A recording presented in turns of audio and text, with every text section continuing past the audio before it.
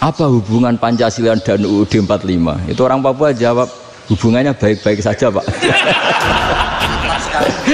Jadi ada anak-anak kecil ditanya, bendera ini milik siapa? Bendera merah putih itu. Jawabannya apa? Milik sekolahan Pak. Karena memang milik sekolah. Maka kalau kamu dituduh bid'ah itu tenang saja dulu. Nabi itu ya dituduh ji'ta bidinin muhdas. Kamu datang dengan agama yang baru. Cuma agak diteruskan wa kullu muhdatsatin bid'ah wa kullu bid'atin dalalah. Jadi ini buatan mitos. Soal orang kultus berlebihan itu terserah masing-masing. Tapi memang polanya Nabi itu begitu. Kemudian al-ulama warasatul anbiya. Makanya mungkin misalnya kalau Imam Mutamakin punya khadam misalnya macan, Syabdul Qadir punya apa itu mungkin.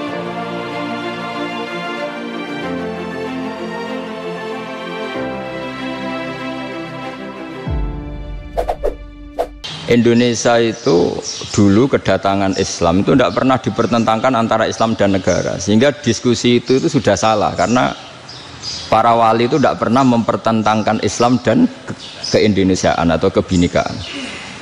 Satu, bahwa para wali itu misinya dakwah, di mana-mana dakwah itu pasti ketemu yang berbeda, mulai beda agama, beda pilihan madhab, beda tradisi, beda kultur. Jadi itu tidak perlu dipertentangkan, tapi malah itu jadi lahan dakwah. Sehingga kita ini kalau diminta diskusi hubungan negara dan agama malah bingung, memangnya kenapa? Itu seperti dulu zaman P4, saya punya kawan di Jogja, teman saya nulis tafsir Profesor Zaini, itu pernah zaman Pak Erto disuruh sosialisasi P4 di Papua. Apa hubungan Pancasila dan UUD 45? Itu orang Papua jawab, hubungannya baik-baik saja Pak. Jadi yang unik itu ketika disuruh baca Pancasila, 1 Pancasila, 2 ketuhanan yang Maha Esa. Akhirnya 6 kan? Kenapa Pancasila jadi 6?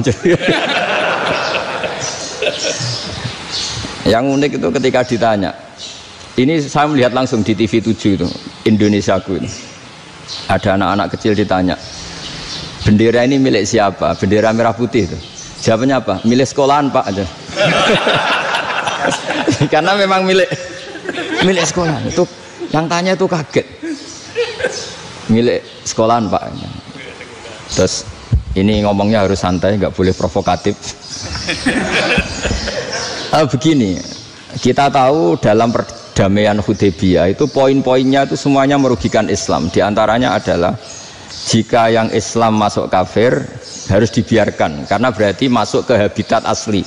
Karena Nabi sebelum jadi Nabi, komunitas pokok itu kafir, sehingga kalau Islam masuk kafir kembali ke habitat. Tapi kalau Islam masuk kafir, kafir masuk Islam itu harus dikembalikan karena dianggap bid'ah. Maka kalau kamu dituduh bid'ah itu tenang saja dulu. Nabi itu ya dituduh ji'ta bidinin muhdas. Kamu datang dengan agama yang baru. Cuma agak diteruskan wa kullu muhdatsatin bid'ah wa kullu bid'atin dalalah. Jadi orang-orang kafir dulu kalau ngomentari Nabi ji'ta bidinin muhdas, kamu datang dengan agama yang apa? Baru. Nabi nurut. Semua perjanjian yang merugikan Islam itu Nabi nurut. Tapi Nabi hanya minta satu hal, jangan ada perang 10 tahun. Dan orang boleh seminar, boleh diskusi tentang Islam. Ya ini dengerin betul ini. Jadi saya tidak akan provokatif, ini pakai logika. Nanti bisa dipakai disertasi doktor.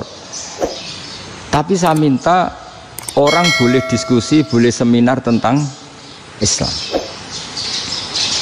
Akhirnya saat itu juga ada orang yang masuk Islam. Di depan tulisan itu belum kering istilahnya.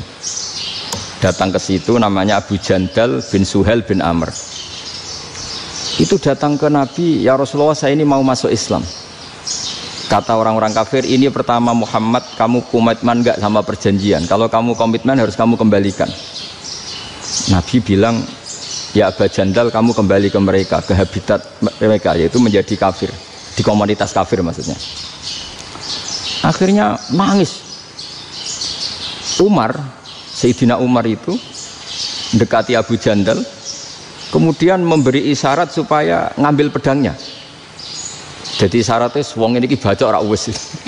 Maksudnya orang-orang kafir. Tapi Abu Jandal nggak mau. Singkat cerita akhirnya kembali ke komunitas kafir. Tapi yang dikatakan Imam Zuhri cara analisis ini nggak bisa pakai provokatif, harus pakai analisis. Innama kanal qitalu haitsul taqon nasu. Yang namanya perang itu menjadikan orang tidak berpikir jernih. Ini poin yang diambil oleh Rasulullah. Kalau dibahasakan Nabi curi kesempatan, masuk Nabi dikatakan mencuri, meskipun itu hanya bahasa ya. Enggak mungkin lah kita bahasakan seperti itu. Saya ulang lagi ya. Kenapa ada perang berkesinambungan sampai tahun ke-8 Hijriah? Mulai tahun kedua ada perang Badar sampai tahun 8 Hijriah itu perang terus. Nabi sama orang kafir perang terus. Akibatnya apa Pak Profesor? Namanya perang itu ya nggak kau bermikir. Pokoknya agar ketemu Islam perang, Islam ketemu kafir perang nggak kau bermikir. Padahal Islam itu bisa diterima oleh akal sehat, harus lewat diskusi, lewat pengamatan, lewat pemikiran, lewat pengendapan berpikir. Makanya Nabi tahu ini masalah besar. Kalau orang perang terus, itu gak kau bermikir Islam, tidak sempat diskusi tentang Islam. Makanya Nabi hanya minta satu poin. Oke, perjanjian ini satu rutin semua, tapi saya minta orang kafir semuanya boleh mendiskusikan Islam, boleh seminar tentang Islam. Mereka bilang iya, pada pikiran mereka kan diskusi paling piye. Ternyata betul, ada diskusi. Terus temanya gini, kira-kira bener di Muhammad Abu Jahal. Terus Tuhan Muhammad sama Tuhan Abu Jahal itu keren mana? Diskusi. Tuhan Muhammad itu khaliqus samawati wal ardi, yang menciptakan langit bumi. Sebagaimana kampanyenya Muhammad. Ya mereka masih jangkar bilang Muhammad. Kalau Tuhan kita, ya berhala itu yang kita bikin, yang kadang rusak, yang kadang kudanan, terus lumutan, pokoknya terus diskusi. Kita kok bener pengirannya Muhammad. Terus Muhammad Abu Jahal. Mulai dhisik Muhammad itu ratau bodoh nih. Mulai dulu Muhammad itu gak pernah bohong. Abu Jahal, waduh, wis bodoh nih ngongkonan. Wis ribet kan? Dan semua diskusi itu mengarah ke kebenaran Islam. Akhirnya ngomong kafir sing tokoh-tokohnya cara Jawa yuk, wah semane jebule masalah ini kan. Artinya gini, kalau kita ingin Indonesia damai, sebenarnya yang untung itu Islam. Karena Tuhan yang menciptakan langit dan bumi tentu gak akan diperbandingkan atau akan dikalahkan oleh Tuhan yang lahirnya saja sudah di bumi.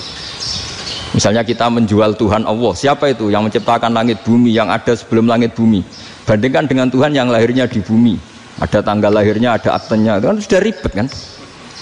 Begitu juga kalau memperbandingkan tokoh, Muhammad itu siapa?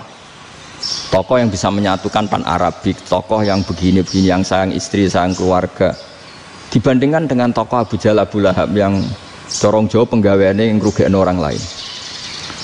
Akhirnya orang itu mulai tertarik sama Islam.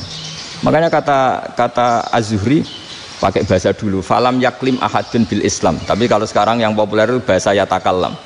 Sebenarnya yang benar itu bahasa kalimah yaklimu kalaman, karena masdarnya itu kalam, berarti sulasi nopo mujarrad. Tapi di fiilnya itu mujarradnya enggak kelaku. Jadi di fiilnya takallama ya takallamu, tapi untuk masdarnya yang kelaku kalaman. Jadi ini agak unik.